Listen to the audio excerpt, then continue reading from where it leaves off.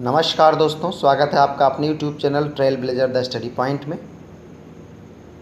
NCERT series class 11th Indian polity के chapter number 4 को आज हम लोग डिस्कस करेंगे। इस वीडियो को शुरू करने से पहले आप लोगों से एक निवेदन है कि आप लोग इस वीडियो को ज़्यादा से ज़्यादा शेयर करें, लाइक करें।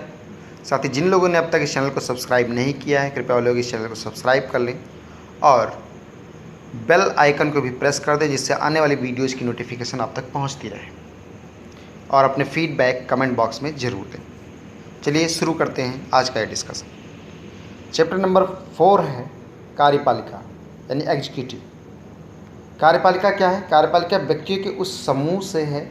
कार्यपालिका का जो तात्पर्य है वह व्यक्तियों के उस समूह से है जो कायदे कानून का संगठन प्रतिदिन लागू करते हैं। कार्यपालिका 2 प्रकार की होती है। पहला, एक सामूहिक नेतृत्व के सिद्धांत पर आधारित संसदीय व अर्ध अध्यक्षात्मक शासन व्यवस्था, और दूसरा, एक व्यक्ति के नेतृत्व के सिद्धांत पर आधारित प्रणाली में अध्यक्षात्मक शासन व्यवस्था। तो आप लोग जैसे किसी भी कंपनी में पढ़ते हैं CEO चीफ एग्जीक्यूटिव ऑफिसर, तो एक कार्यपालक अधिकारी होता है। उसी प्रकार हमारे यहाँ कानून को बनाने का काम विधायिका का है, उसे एग्जीक्यूट, उसे लागू करने का काम, उसको इम्प्लीमेंट करने का काम कार्यपालिका का है। साथ ही उसको किसी भी चीज़ को एक इवेलुएट करने का काम न्यायपालिका का है, जुडिशरी का है। तो कार्यपालिका क्या है? कार्य को, किसी भी कानून को लागू करवाना उसका काम है। तो इस कार्यपालिका के अंदर क्या क्या चीज़ें आती हैं? तो 2 तरह की कार्यपालिका की बात यहाँ पर की गई है। एक तो सामूहिक नेतृत्व के सिद्धांत पर आधारित होती है, संसदीय, जैसे भारत में चलती है, या अर्ध अध्यक्षात्मक, कई जगह और हैं।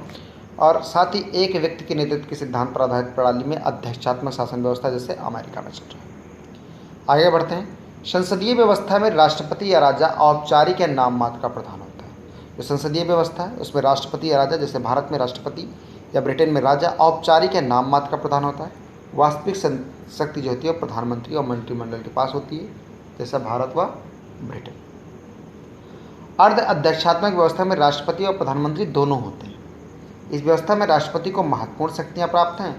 कभी कभी ये दोनों एक दल के या विरोधी दल के भी हो सकते हैं, जिनमें विरोध हो सकता है। तो ये दोनों लोग होते हैं और उसमें इस व्यवस्था में राष्ट्रपति को महत्वपूर्ण शक्तियाँ प्राप्त होती हैं, जैसे कि श्रीलंका। अध्यक्षात्मक व्यवस्था में राष्ट्रपति राज्य और सरकार दोनों का प्रधान होता है, इसलिए राष्ट्रपति बहुत शक्तिशाली होता है, जैसे USA। आगे बढ़ते हैं। भारत को 1919 और 1935 के अधिनियमों के अंतर्गत व्यवस्था के संचालन का अनुभव हो चुका था। चूँकि 1919 से ही इस कानून आ गया था कि अब एक विधायिका का गठन होगा। भारतीय संविधान ने संसदीय शासन प्रणाली को अपनाया, क्योंकि कार्यपालिका जनता के प्रति उत्तरदायी होगी और उन्हें नियंत्रित भी करेगी, इसलिए राष्ट्रीय और प्रांतीय स्तर पर इसे स्वीकार किया गया। तो संसदीय प्रणाली अपनाने के पीछे एक और कारण था कि अगर हम लोग एक अध्यक्षात्मक व्यवस्था बनाते तो हो सकता था व्यक्ति पूजा शुरू हो सकती थी। कोई एक व्यक्ति होता, वो अपनी छवि को बहुत ज़्यादा सुधार के या बहुत ज़्यादा डिक्टेटरशिप करके और अपनी व्यक्ति पूजा की तरह के काम शुरू कर सकता था। इसको भी ध्यान में रख करके हमारे यहाँ एक संसदीय शासन प्रणाली को लाने की कोशिश की गई, जो कि ब्रिटेन से स्वीकार किया गया। भारत में वास्तविक शक्ति प्रधानमंत्री के पास तथा औपचारिक रूप से प्रधान राष्ट्रपति होता है। ठीक है, तो जैसा कि संविधान में कहा गया है कि हमारा कार्यपालिका अध्यक्ष राष्ट्रपति होता है, तो सिर्फ राष्ट्रपति हमारे यहाँ एक औपचारिक प्रधान है, जबकि रियल जो पावर है वो किसके पास है? प्रधानमंत्री और उसकी मंत्रिपरिषद के पास होती है।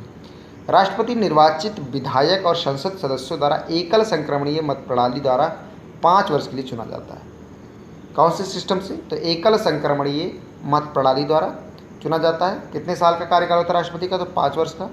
राष्ट्रपति के पास कार्यकारी, विधायी, कानूनी व आपातकालीन शक्तियाँ, एग्जीक्यूटिव पावर भी है, किसी भी कानून को एग्जीक्यूट करवाना, क्योंकि कहते हैं कार्यपालिका का प्रमुख कौन है?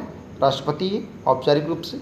विधायी शक्ति, क्योंकि कानून को जब तक साइन नहीं करेगा राष्ट्रपति, वो जो विधेयक है वो नहीं बन पाएगा। कानूनी व आपातकालीन शक्तियाँ भी राष्ट्रपति के पास हैं। राष्ट्रपति को कुछ विशेषाधिकार भी प्राप्त हैं। राष्ट्रपति द्वारा राज्यों में राज्यपाल नियुक्त किया जाता है। भारत का उपराष्ट्रपति राज्यसभा का पदेन सभापति होता है।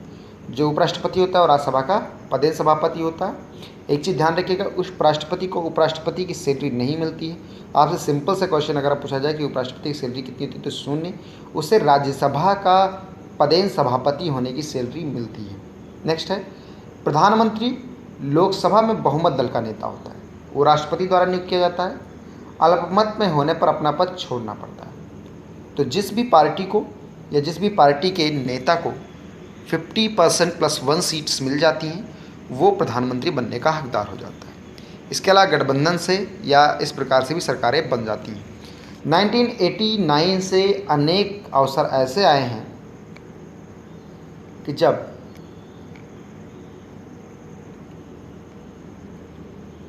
किसी दल को पूर्ण बहुमत नहीं मिला, तब गठबंधन की सरकार बनी और इस प्रक्रिया में प्रधानमंत्री को एक मध्यस्थ की भूमिका निभानी पड़ी। राज्य में भी इस प्रकार की लोकतांत्रिक कार्यपालिका होती है। मुख्यमंत्री विधानसभा में बहुमत दल का नेता है। राज्य स्तर भी संसदनात्मक व्यवस्था के सिद्धांत लागू होते हैं। ठीक है, तो जो संसदीय प्रणाली हमारे यहाँ केंद्र पर लागू है, पूरे देश पे संघीय शासन प्रणाली, उसी तरह की प्रणाली जो है संसदीय शासन प्रणाली हमारे यहाँ राज्यों पर लागू है और मुख्यमंत्री भी बहुमत दल का ही नेता बनता है। अगर बहुमत नहीं है तो गठबंधन की पार्टी, जो भी गठबंधन पार्टी बहुमत अपना सिद्ध कर लेती है, उसको बनाया जाता है। या ऐसी कोई भी प्रॉब्लम्स आती हैं अगर, तो प्रधानमंत्री का अगर चुनाव नहीं हो पाता है तो राष्ट्रपति के पास एक पावर रहती है कि किसी भी व्यक्ति को इन्वाइट कर सकता है कि आप अपना बहुमत सिद्ध कर सकते हैं। जैसे के आर नारायणन जी ने प्रधानमंत्री श्री अटल बिहारी वाजपेयी जी को इन्वाइट किया था कि आप 10 दिन के अंदर अपने बहुमत को पटल पर सिद्ध करिए। सरकार के लिए सिविल सेवा के सदस्यों में भर्ती संघ लोक सेवा आयोग करता है। इसी प्रकार राज्य में लोक सेवा आयोग, ये अधिकारी प्रांतीय स्तर पर शीर्षस्थ नौकरशाही के रीढ़ होते हैं। जो अधिकारी होते हैं, जो कर्मचारी होते हैं, ये भी कार्यपालिका के अंग होते हैं। सिर्फ राष्ट्रपति या मंत्रिपरिषद नहीं होता, प्रधानमंत्री, मंत्रिपरिषद और राष्ट्रपति नहीं होते। इसके अलावा अधिकारी कर्मचारी भी क्या माने जाते हैं कि ये भी कार्यपालिका के अंग हैं। तो राज्य स्तर पर इनके या प्रांतीय स्तर पर शीर्षस्थ जो नौकरशाही है उसकी जो चुनाव करता है और राज्य लोक सेवा आयोग करता है। इसके अलावा सिविल सेवकों की जो केंद्र के स्तर पर होते हैं वो संघ लोक सेवा आयोग द्वारा उनका सिलेक्शन किया जाता है। इसकी आप लोग तैयारी कर रहे हैं। नौकरशाही वह माध्यम है जिसके द्वारा सरकार की लोक हितकारी नीतियाँ यानी जन कल्याणकारी जो पॉलिसीज़ हैं पब्लिक वेलफेयर के लिए, वो जनता तक पहुँचती हैं। इसी नौकरशाही के माध्यम से, इन्हीं सरकारी कर्मचारियों और अधिकारियों के माध्यम से। देखते कार्यपालिका का अर्थ क्या है। तो सरकार के उस अंग से कार्यपालिका तात्पर्य है जो कायदे कानून को संगठन में रोजाना लागू करते हैं। देश में जो भी अंग जो हैं सरकार के, जो इस कायदे कानूनों को, इन नियमों को लागू करते हैं, उन्हीं को क्या कहा जाता है, कार्यपालिका कहा जाता है। दूसरे शब्दों में कहें तो सरकार का वह अंग जो नियमों कानूनों को लागू करता है और प्रशासन का काम करता है, कार्यपालिका कहलाता है। कार्यपालिका विधायिका द्वारा स्वीकृत नीतियों और कानूनों को लागू करने के लिए जिम्मेदार है। जो भी कानून विधायिका बनाती है, जो भी कानून लेजिस्लेचर बनाता है, उसे एग्जीक्यूट करने का काम एग्जीक्यूटिव या कार्यपालिका का है। ठीक है, कार्यपालिका में केवल, जैसा मैंने पहले कहा, राष्ट्रपति, प्रधानमंत्री या मंत्री ही नहीं होते, बल्कि इसके अंदर पूरा प्रशासनिक ढांचा, सिविल सेवा के सदस्य भी आते हैं। राजनीतिक कार्यपालिका में सरकार के प्रधान और उनके मंत्रियों को शामिल किया जाता है। ये सरकार के सभी नीतियों के लिए उत्तरदायी होते हैं। अस्थायी कार्यपालिका में जो लोग रोज रोज के प्रशासन के लिए उत्तरदायी होते हैं, उनको शामिल किया जाता है। अमेरिका में अध्यक्षात्मक व्यवस्था है, पहले भी बात कर चुका हूँ, और कार्यकारी शक्तियाँ किसके पास है, राष्ट्रपति के पास होती हैं।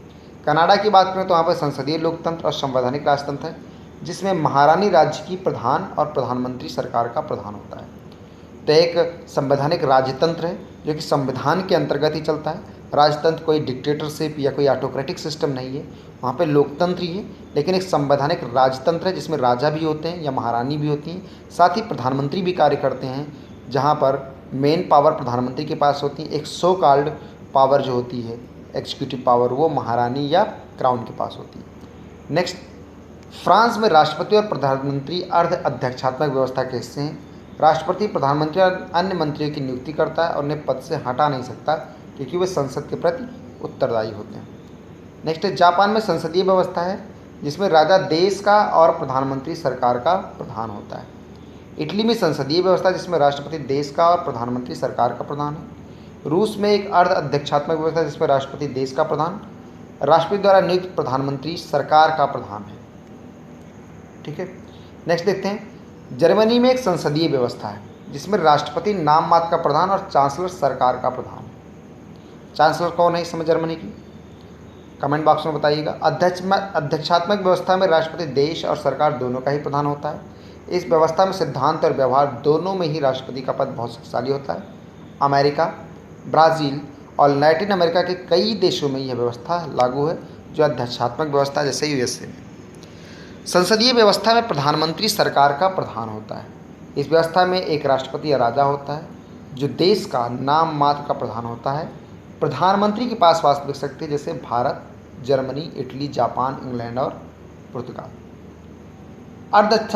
अर्ध अध्यक्षात्मक व्यवस्था में राष्ट्रपति और प्रधानमंत्री दोनों होते हैं, लेकिन उसमें राष्ट्रपति को दैनिक कार्यों के संपादन में महत्वपूर्ण शक्तियाँ प्राप्त हो सकती हैं।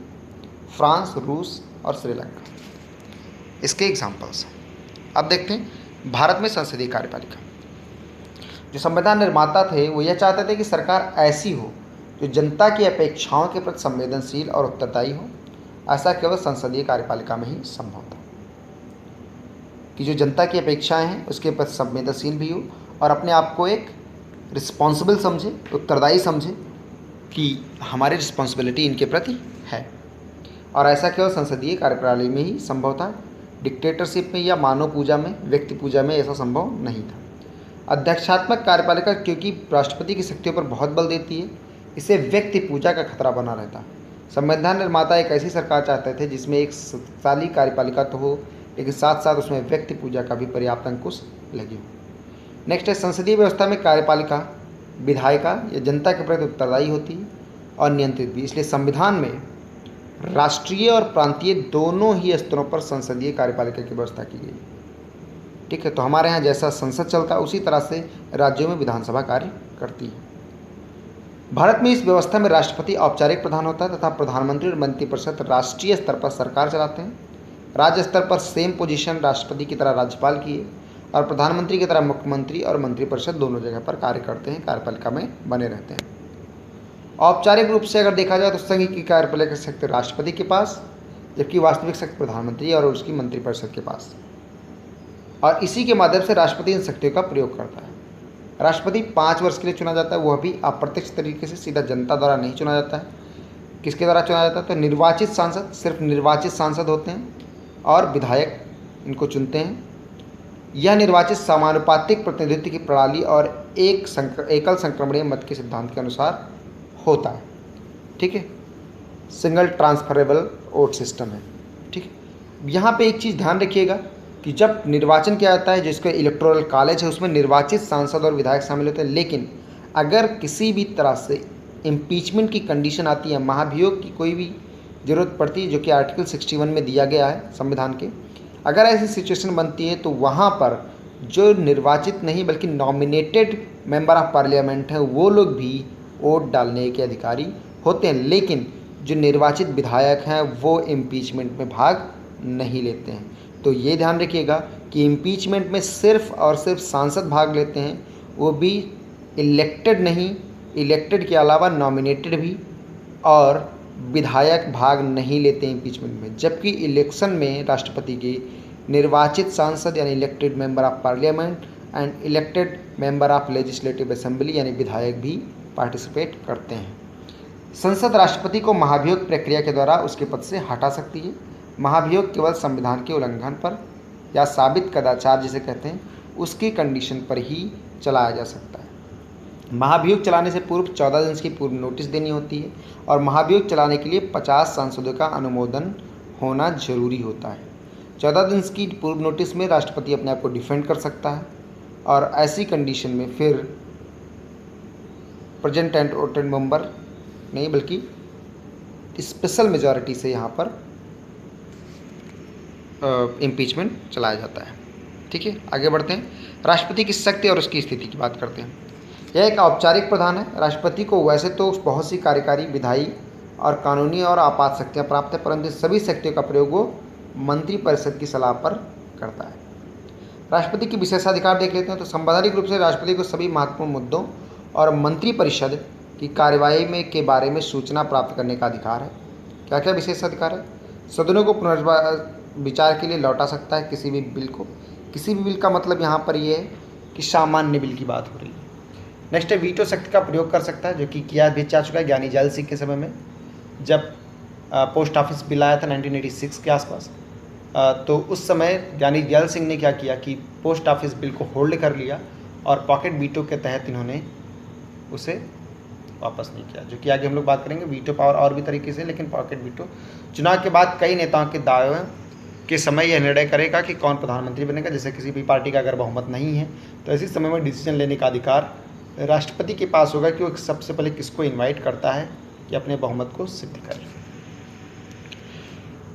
क्या आवश्यकता है राष्ट्रपति पद की? तो राष्ट्रपति पद की आवश्यकता इसलिए कि संसदीय व्यवस्था में समर्थन ना रहने पर मंत्रिपरिषद को कभी भी हटाया जा सकता है। अगर बहुमत नहीं तो हो सकता सरकार न गठित हो।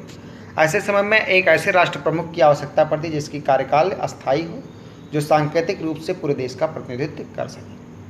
राष्ट्रपति की अनुपस्थिति में उपराष्ट्रपति ये सभी कार्य करते हैं। इसीलिए राष्ट्रपति का पद कभी खाली नहीं रखा जाता और 6 महीने के अंदर एज सुन एज पॉसिबल हो सकता है इलेक्शन करवाया जाता है, जितने जल्दी हो सके। भारत का जो उपराष्ट्रपति होता है उसे भी 5 साल के लिए चुना जाता है, जिस तरह राष्ट्रपति को चुना जाता है। वो राज्यसभा का पदेन सभापति होता है, लेकिन उपराष्ट्रपति की इलेक्शन में विधायक पार्टिसिपेट नहीं करते हैं। राष्ट्रपति की मृत्यु, त्यागपत्र, महाभियोग द्वारा हटाए जाने पर, अन्य किसी कारक के पद रिक्त होने पर, किसी भी प्रकार से अगर रिक्त होता तो कार्यवाहक राष्ट्रपति का काम कौन करेगा? उपराष्ट्रपति। और अगर सेम सिचुएशन उपराष्ट्रपति के साथ भी हो जाए कि उपराष्ट्रपति का पद भी खाली है, तो ऐसी स्थिति में जो चीफ जस्टिस ऑफ इंडिया होते हैं वो राष्ट्रपति के पद पर आसीन होते हैं। एक बार ऐसा हुआ है जब चीफ जस्टिस एम हिदायतुल्लाह ने ये पद संभाला था, जब बीबी गिरी जी ने इस्तीफा दे दिया था राष्ट्रपति पद से इलेक्शन लड़ने के लिए राष्ट्रपति पद के लिए। प्रधानमंत्री और मंत्रिपरिषद। प्रधानमंत्री लोकसभा में बहुमत प्राप्त दल का नेता होता है। जैसे ही वो बहुमत खो देता है वो अपना पद भी खो देता है। तो प्रधानमंत्री बने रहने के लिए क्या जरूरी है? बहुमत। ठीक है। प्रधानमंत्री मंत्रिपरिषद का प्रधान ही तय करता है और उसके मंत्रिपरिषद में कौन लोग होंगे प्रधानमंत्री की विभिन्न मंत्रियों के पद, स्तर और मंत्रालयों को आवंटन करता है। इसी कारण वह मंत्रिपरिषद का प्रधान होता है। तो मंत्रिपरिषद का प्रधान कौन होता है? प्रधानमंत्री। और उसी के सलाह पर राष्ट्रपति मंत्रियों की नियुक्ति करता है, कौन से मंत्री बनेंगे, और उनके मंत्रालयों का आवंटन कौन करेगा? प्रधानमंत्री करेगा। और इसीलिए उसे मंत्रिपरिषद का प्रधान कहा जाता है। प्रधानमंत्री तथा सभी मंत्रियों के लिए संसद का सदस्य होना अनिवार्य है। संसद सदस्य कुछ सदस्य हुए बिना यदि कोई व्यक्ति मंत्री या प्रधानमंत्री बन जाता तो उसे 6 महीने के भीतर ही संसद के किसी भी सदन के सदस्य के रूप में निर्वाचित होना पड़ता है। अर्थात कोई भी व्यक्ति बिना संसद सदस्य हुए भी 6 महीने तक प्रधानमंत्री या मंत्री रह सकता है, लेकिन उसे 6 महीने से पूर्व ही किसी न किसी सदन की सदस्यता लेनी होगी। हमने अपने प्रीवियस वीडियोज़ में बताया है कि जो महाराष्ट्र गवर्नमेंट थी उस पर अभी कुछ दिन पहले जब तक उद्धव ठाकरे इलेक्ट नहीं हुए थे तब तक उनके ऊपर ये तलवार लटक रही थी कि शायद उनका पद चला जाएगा। नेक्स्ट है मंत्रिपरिषद का आकार कितना होना चाहिए। तो इसके लिए एक कॉन्स्टिट्यूशनल अमेंडमेंट हुआ 1991 91st कॉन्स्टिट्यूशनल अमेंडमेंट, 91वां संविधान संशोधन। इसमें यह व्यवस्था की गई कि किसी भी सदस्य लोकसभा में या राज्य की विधानसभा में ज़्यादा से ज़्यादा जो कुल सदस्य संख्या होगी विधानसभा और लोकसभा की, उसके 15% से अधिक मंत्री नहीं हो सकते। यहाँ पे जो मिनिमम लिमिट है वो सिर्फ 12 मेंबर ही है और मैक्सिमम लिमिट टोटल मेंबर्स के 15%। ऐसा इसलिए किया गया क्योंकि क्या होता था कि गठबंधन सरकारें मंत्री पद का लालच दे करके कई सारी पार्टियों में जोड़ तोड़ करके उन्हें अपनी ओर खींच लेती थी। तो ऐसी स्थिति में अटल बिहारी सरकार ने उस समय सोचा कि इस लालच को ही ख़त्म किया जाए कि हम आपको मंत्री पद दे देंगे और इसलिए आप हमारी पार्टी में शामिल हो जाए। तो जो हार्श ट्रेडिंग चलता था वो इसको रोकने के लिए ऐसा कानून लाया गया। नेक्स्ट है मंत्रिपरिषद लोकसभा के प्रति सामूहिक रूप से उत्तरदायी है। इसका अर्थ है जो सरकार लोकसभा में विश्वास खो देती है उसे त्यागपत्र देना पड़ता है। यह सिद्धांत मंत्रिमंडल की एकजुटता के सिद्धांत पर आधारित है। इसकी भावना यह है कि यदि किसी एक मंत्री के विरुद्ध भी अविश्वास प्रस्ताव पारित हो जाए तो संपूर्ण मंत्रिपरिषद को त्यागपत्र देना पड़ता है। नेक्स्ट है प्रधानमंत्री का स्थान सरकार में सर्वोपरि है। मंत्रिपरिषद तभी अस्तित्व में आती है जब प्रधानमंत्री अपने पद की शपथ ग्रहण कर लेता है। प्रधानमंत्री की मृत्यु या त्यागपत्र से पूरी मंत्रिपरिषद भंग हो जाती है। किसी एक मंत्री के हटने से, किसी एक मंत्री के पद त्याग देने से मंत्रिपरिषद भंग नहीं होती, लेकिन अगर प्रधानमंत्री ऐसा करता है तो मंत्रिपरिषद भंग हो जाती है, क्योंकि आफ्टरऑल जो कैबिनेट चुनता है वो प्रधानमंत्री ही चुनता है और जब प्रधानमंत्री ही नहीं रहेगा तो फिर कैबिनेट किस काम की। प्रधानमंत्री सरकार की धुरी। प्रधानमंत्री एक तरफ मंत्रिपरिषद तथा दूसरी तरफ प्रशासन और प्रस्तावित कानूनों के बारे में राष्ट्रपति को सूचित करता है। प्रधानमंत्री सरकार की ध्रुवीयता ये स्टेटमेंट दिया था पंडित जवाहरलाल नेहरू जी ने। नेक्स्ट देखते हैं शक्ति के स्रोत क्या क्या हैं। तो पहली स्रोत मंत्रिपरिषद का पर नियंत्रण, दूसरा लोकसभा का नेतृत्व। प्रधानमंत्री का जो स्रोत है वो पहला तो मंत्रिपरिषद पर नियंत्रण होता है, दूसरा लोकसभा का नेतृत्व होता है। मीडिया चुनाव पहुंच, चुनाव के दौरान उसका व्यक्तिगत उभार, अंतर्राष्ट्रीय सम्मेलनों में राष्ट्रीय नेता की छवि, अधिकारी वर्ग पर आधिपत्य, विदेशी यात्राओं के दौरान नेता की छवि और पॉकेट वॉच। मतलब जब तक वो सरकार में है उनके पास फाइनेंशियल पावर भी उस पार्टी के पास होती है, तो वो अपने कार्यों से जनता को इन्फ्लुएंस कर सकते हैं कि हमने पिछले 5 साल में ये काम किए। गठबंधन की सरकारों की वजह से प्रधानमंत्री की शक्तियों में काफ़ी परिवर्तन आ गया है, पिछले कुछ समय में देखा गया है। अभी तो फिलहाल पिछले 5 साल के कार्यकाल में पूर्ण बहुमत की सरकार रही है, लेकिन उससे पहले की अगर देखा जाए 1989 से अगर देखा जाए 2014 तक, तो एक ऐसी सरकारों का युग है जब कुछ सरकारें लोकसभा की पूरी अवधि तक भी सत्ता में न रह सकी। ऐसे में प्रधानमंत्री का पद उतना शक्तिशाली नहीं रह जाता जितना एक दल के बहुमत वाली सरकार में होता है। तो जैसा ये सरकारें जो खासकर 2019 के बाद जैसे फाइनल डिसीजंस आते रहे हैं, तो वो सिंगल पार्टी रूल होने की वजह से ही ऐसे डिसीजन आ पा रहे हैं। अगर एक गठबंधन की सरकार होती तो शायद इस तरह के निर्णय नहीं लिए जा सकते थे। क्या क्या बदलाव आते हैं? प्रधानमंत्री के चयन में राष्ट्रपति की भूमिका बढ़ जाती है अगर गठबंधन की सरकारें होती हैं तो। गठबंधन रहती है, बहुत सारी दलों के अगर नेता चुन के जाते हैं। राजनीतिक सहयोगियों से परामर्श की प्रवृत्ति बढ़ती है। प्रधानमंत्री के विशेषाधिकारों पर अंकुश लगता है, निरंकुश नहीं रहता। सहयोगी दलों से के बातचीत के साथ तथा समझौते के बाद ही नीतियाँ बनती हैं, तो इसमें बहुत सारे प्रकार के डिसीजन सामने आते हैं, तो कुछ विशेषताएं भी सामने आती हैं।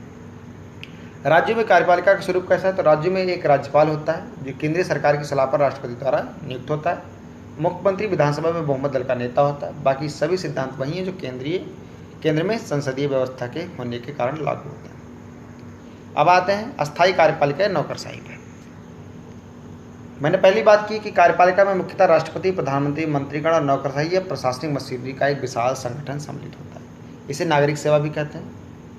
नौकरशाही में सरकार के अस्थायी कर्मचारी के रूप में कार्य करने वाले प्रशिक्षित और प्रवीण अधिकारी नीतियों को बनाने में तथा उन्हें लागू करने में मंत्रियों का सहयोग करते हैं। जैसे हर एक मंत्रालय का लगभग एक सचिव होता है जो कि उसके अंतर्गत काम करता है, उसकी डिसीजन सलाह पर या उसके नीतियों को बनाने में मदद करता है मंत्री की। भारत में एक दक्ष प्रशासनिक मशीनरी मौजूद है, लेकिन यह मशीनरी राजनीतिक रूप से उत्तरदायी है।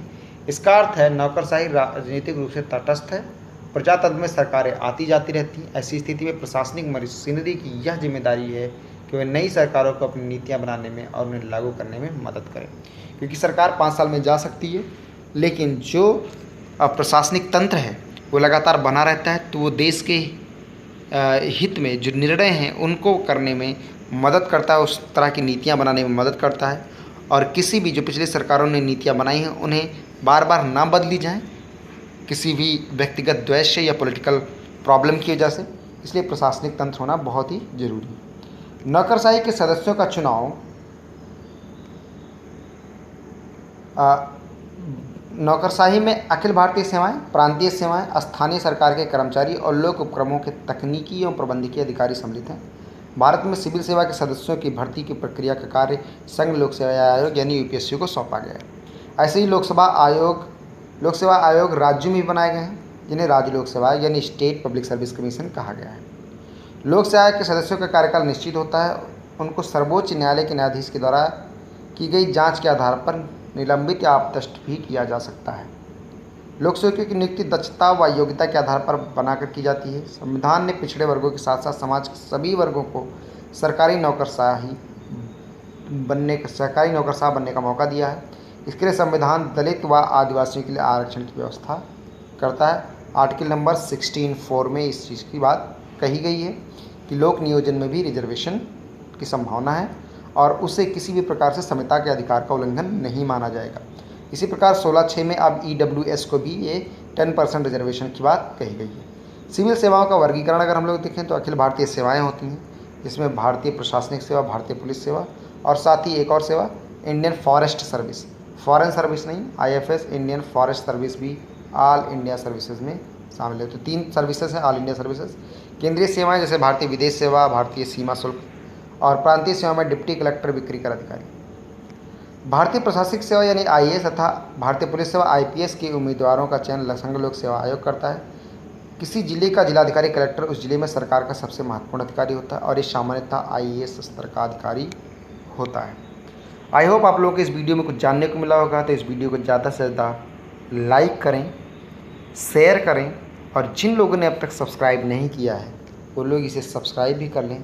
साथ ही इस बेल आइकन को ज़रूर प्रेस कर दें जिससे आने वाली वीडियोज़ की नोटिफिकेशन आप तक पहुंचती रहे। और कमेंट बॉक्स में अपने सुझाव अवश्य दें जिससे हम आगे भी वीडियोज़ बनाने के लिए मोटिवेट होते रहें।